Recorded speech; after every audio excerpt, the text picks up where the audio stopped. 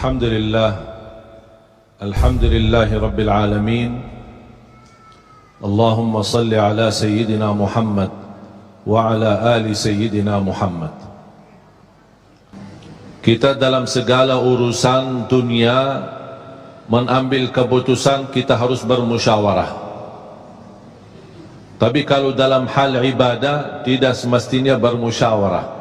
Artinya kalau kita mau laksanakan kewajiban kita, masa kita bermusyawarah dulu? Allah subhanahu wa ta'ala memanggilkan kita untuk menunaikan salat kita 5 waktu, tidak perlu dimusyawarahkan. Kalau kita sudah mendengar hayya ala salah, hayya ala falah, segera tunaikan kewajiban kita.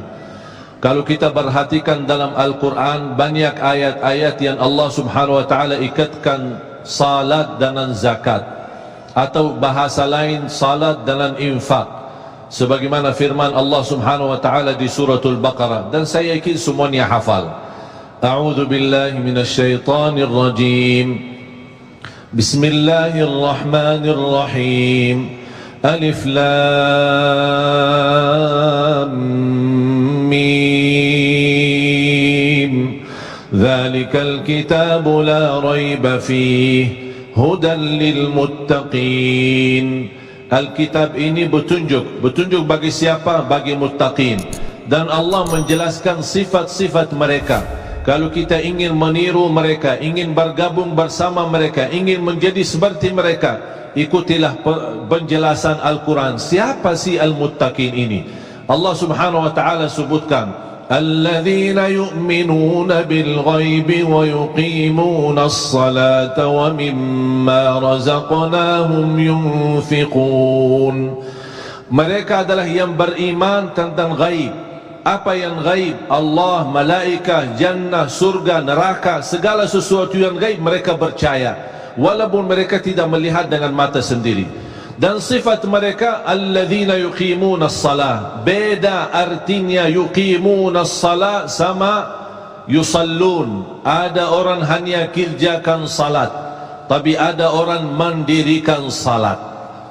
Ada 2 orang salat di saf pertama, sama-sama ruku', sama-sama sujud, sama-sama membaca Al-Quran, tetapi satu diterima oleh Allah, satu tidak diterima oleh Allah. Apa persoalannya? Karena satu menghadap Allah dengan hatinya, dan satu hanya menghadap Allah dengan fisik badannya. Makanya kita melihat orang yang salat dengan hatinya, nikmat salatnya, bisa tenang bacaannya, tenang rukuknya, tenang sujudnya. Beda sama orang yang buru-buru melaksanakan salat. Saya pernah masuk satu masjid, habis saya tahiyatul masjid duduk. Saya melihat seorang baru masuk dan juga tahiyatul masjid. Saya melihat gerakan salatnya, subhanallah, bukan subhanallah, na'udzubillah, luar biasa cepat. Saya hanya menangkapi bacaan gerakan salatnya. Saya baca Al-Fatihah, saya baru selesai waladdallin amin, dengan saya mencuba bagaimana bandingkan bacaan Al-Fatihah dengan salat beliau, dia sudah sampai ke tahiyat, padahal baru saya selesai surat Al-Fatihah. Salat apa ini yang kita kerjakan? Banyak orang-orang berlomba-lomba seolah-olah ada juara. Siapa yang paling cepat selesai salat dapat juara 1. Inilah yang terjadi dalam keadaan kita. Makanya kita merasa tidak nikmat salat kita. Yang kita hanya kejar seminar khusyuk dalam salat, latihan khusyuk dalam salat. Sebenarnya Bapak Ibu biar faham, tidak ada perintah dalam Al-Quran memerintahkan salat yang khusyuk. Tidak ada perintah dari Rasul salat yang khusyuk. Salat khusyuk itu apa? Salat yang khusyuk hasil dari salat yang tenang.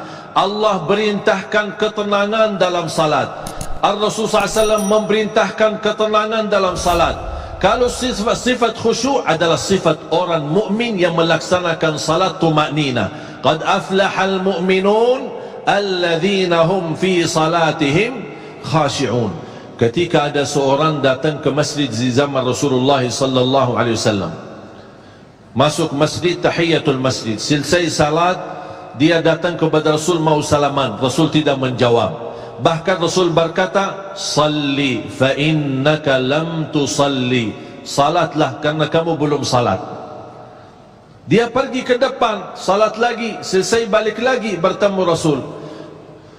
Mau salaman, Rasulullah SAW tidak menjawab. Salli fa innaka lam tusalli, salat dulu karena kamu belum salat.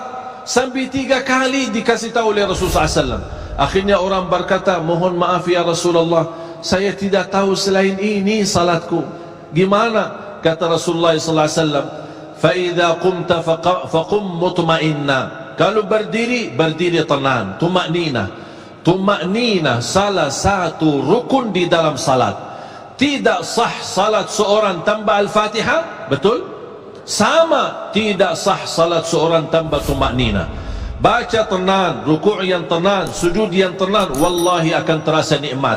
Dari hasil ketenangan dan upaya dan ikhtiar kita akan muncullah rasa khusyuk. Karena khusyuk bukan sesuatu yang datang dari luar, tapi khusyuk sudah ada di dalam hati.